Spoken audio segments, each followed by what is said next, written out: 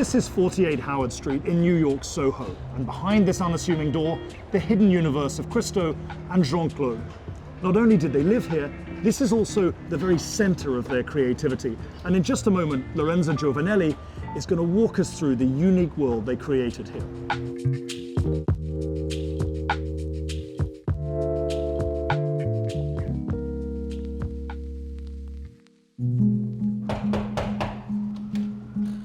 Hi, good morning. Hi, Lorenza. How are you? Thank you. In.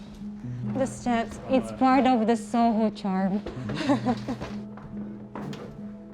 Now you are in Christo and Jeanne Claude home. There's a kind of magical energy fizzing in the air here at 48 Howard Street. This was the building where Christo and Jeanne Claude initially came in 1964. It was the place to be in New York for more so the artistic crowd and intellectuals and writers. And when Christo and Jeanne Claude moved in, they rolled their sleeves, and the two of them improvised themselves. Carpenters, painters, all the work was done by Christo and Jeanne Claude and another bunch of friends. Christo designed the space.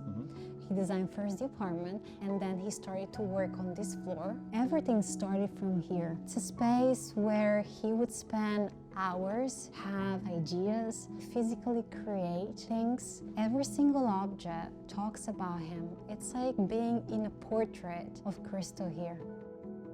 The collection that gradually fills the walls of the apartment he shared with Jeanne Claude below us includes all sorts of different artists. How should we think about that collection and the way that it came together? We like to put in our homes our family photos.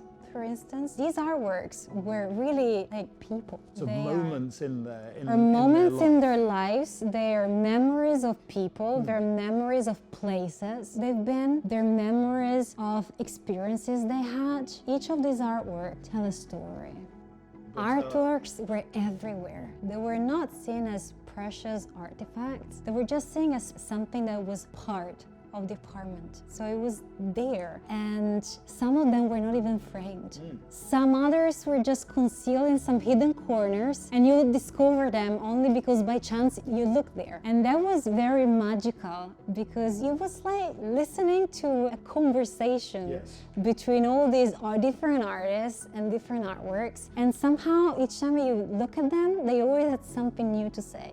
Patricia and Claes Oldenburg, whom they already knew from Europe, they also moved to New York. Claes gave him the plaster sculptures, steak and egg and ice cream and bacon, and actually on one of the plates, he even inscribed them to Christo. Yeah, and they've always been part of the collection. Fontana was very fond of Jeanne Claude. He loved her, and Fontana asked Jeanne Claude to choose an artwork.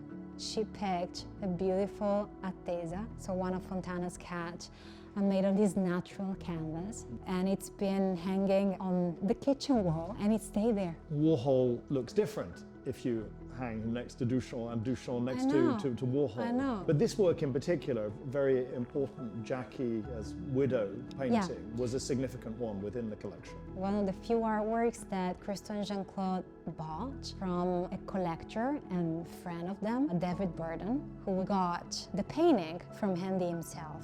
That's why it's inscribed on the back to David. At some point, David wants to sell it, of course, and he gets it appraised for $1,000. Jeanne Claude said, "You know, David, if you're selling it, I want to buy it, and I offer you $1 more to have the Andy Warhol for me." So they got Jackie and the Marine for $1,001.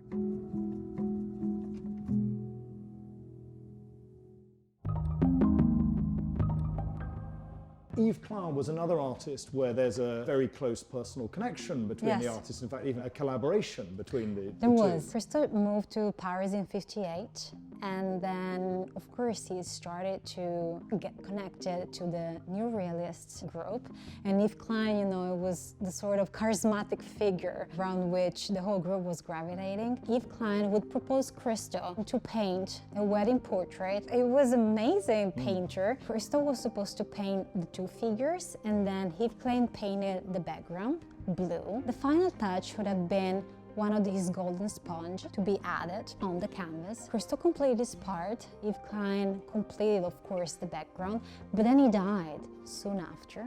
So the sponge was never... No, you can see they marked the area where the sponge should go, but the sponge was never added. So they traded for the blue painting. Yes.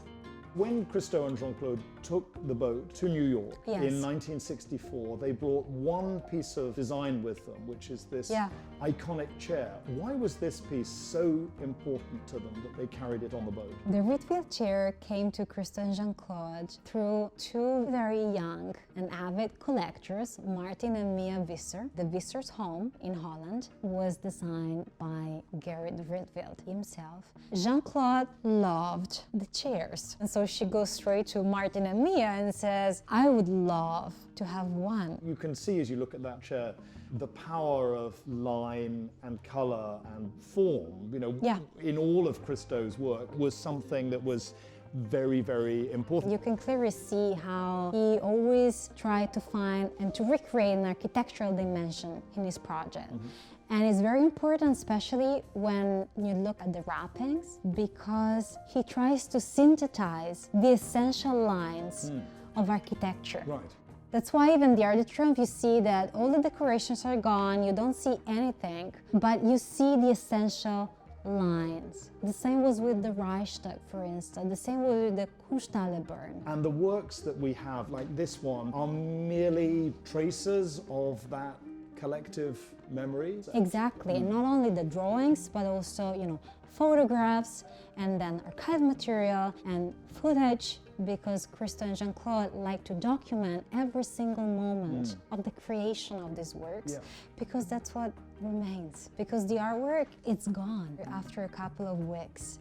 And that's why they're so special, because they create these unique fragments of beauty, and then you, as a visitor, feel the urge to go and see it, because you know that if you don't do it now, you will miss it forever.